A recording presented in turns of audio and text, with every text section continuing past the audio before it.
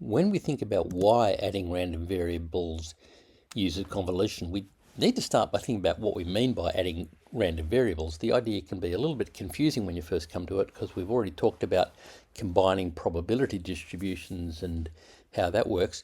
This is a different concept. To understand this, you'll need to know about fractions and percentages, the distributive property of multiplication, algebra, at least up to multiplying polynomials, basic information about probability distributions. You'll need to know about marginal and joint probability distributions, the multiplication rule and the additional rule of probabilities, and it will help if you know about the Poisson distribution, but it isn't really necessary.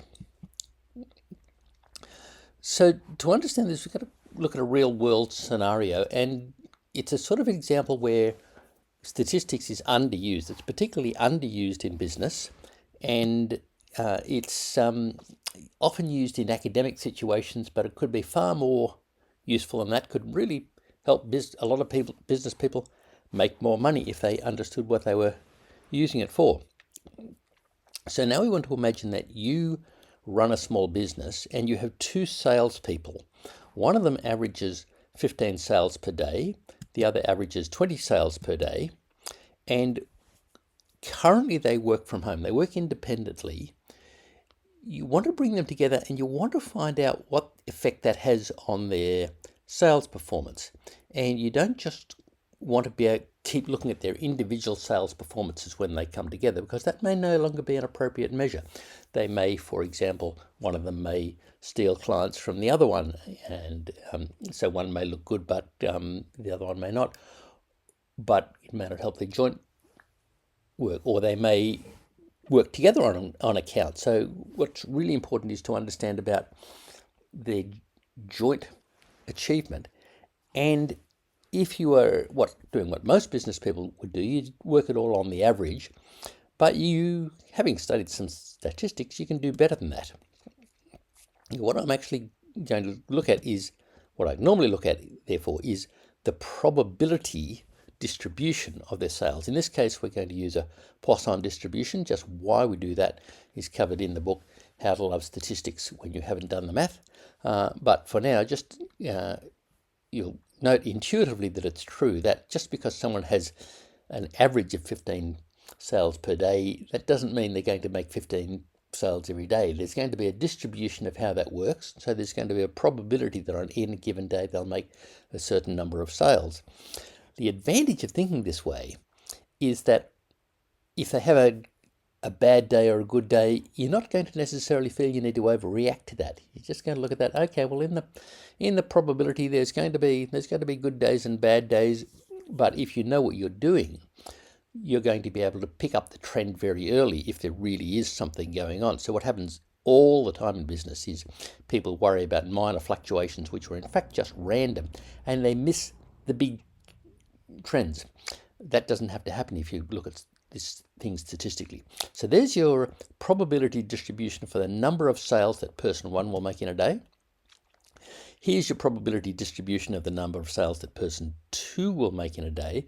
You'll notice that that's a bit lower. That's because with 20 sales per day, there's going to be a wider spread under the Poisson distribution. There's going to be more variation in what they do in order to get those higher sales figures. And so the peak of that's going to be lower because it's the volume's going to be the same, but it's just spread out a little bit more.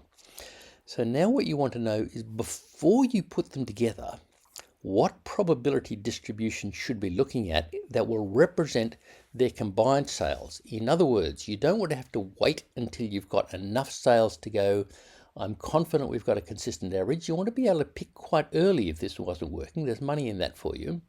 And so you want to be able to look ahead of time and say, if this is the probability distribution of what they're doing now, what will be the probability, what distribution would I expect, on the assumption that coming together makes no difference. So we're assuming that there's an independence between these. Our null hypothesis, what we call it in statistics, our null hypothesis is going to be there is no difference. It doesn't matter if they're separately or together. That's going to be the probability distribution. We'll use that to compare what actually happens. Are they coming in below it? Are they coming in above it? And hopefully you'll pick that really quickly so you can take advantage of the trend. Our random variable there is going to be sales per day. So to understand what's going to happen, rather than look at that number of variables, let's make it really simple. And we'll assume, just for the sake of understanding what's going on here, that there's only three possibilities, that each one of them can make 0 sales, 1 sale, or 2 sales per day, and that's all that can happen, and that covers 100% of the options. Right. So we'll say, for the sake of argument, that person 1, there's a 20% chance of no sales in a day, a 50% chance of 1 sale per day, and a 30% chance of 2 sales per day. That's 100% of the options. And person 2, 15% of chance of no sales, a 55% chance of making a single sale, and a 30% chance of making 2 sales in a day. So now what we need to look at is, what's the probability of the number of sales you'll get if they're combined? This is what we mean by adding the random variables. We're adding the variables and then working out the probability based on that. So if we put that into a table like this, and first of all, we're going to use our multiplication rule. So we're interested in, first of all, what is the chance of between them they make no sales? So there's only one way that can happen.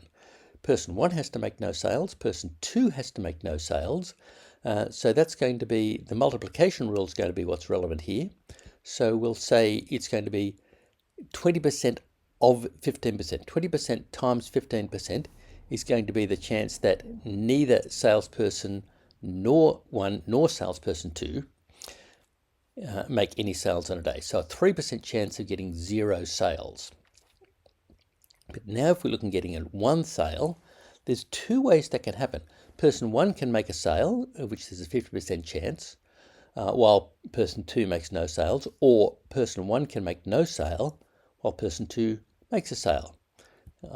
Of the first of those options, there's a 7.5% chance, 15% times 50%.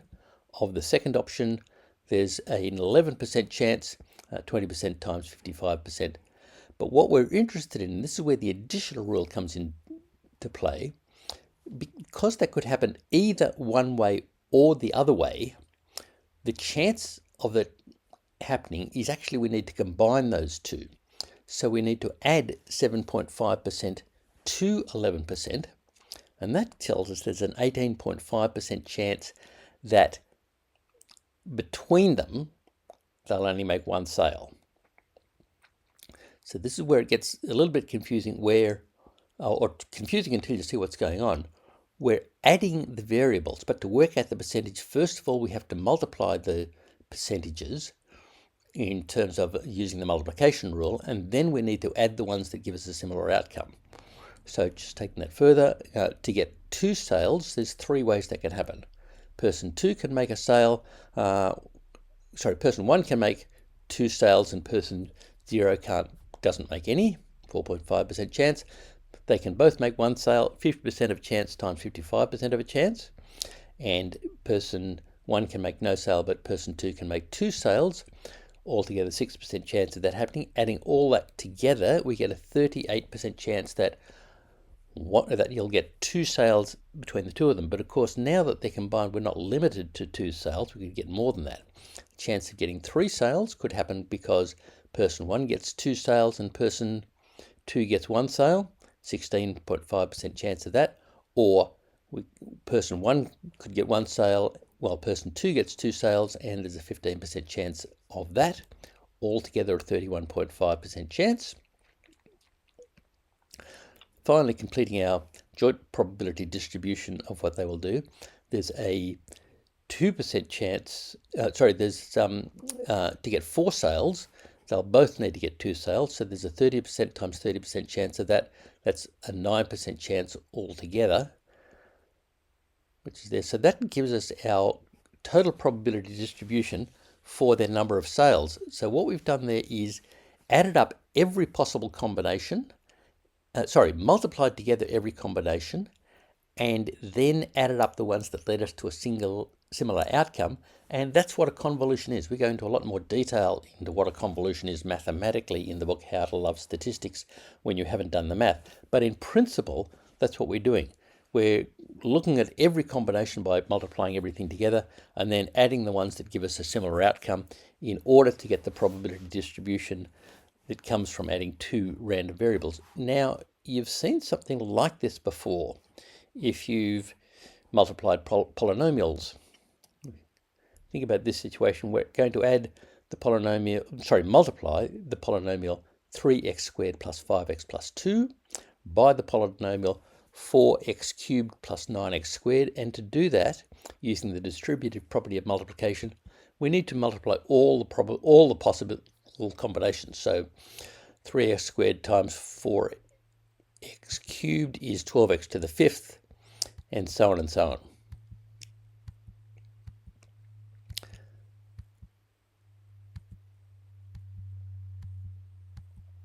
So that's where we add them. But now we've got some things that we need to combine by adding them together. We need to add together the outcomes that gave us a similar power of x. So we've got two different terms in there that relate to x to the fourth, 27x to the fourth and 20x to the fourth. We've got to add that together.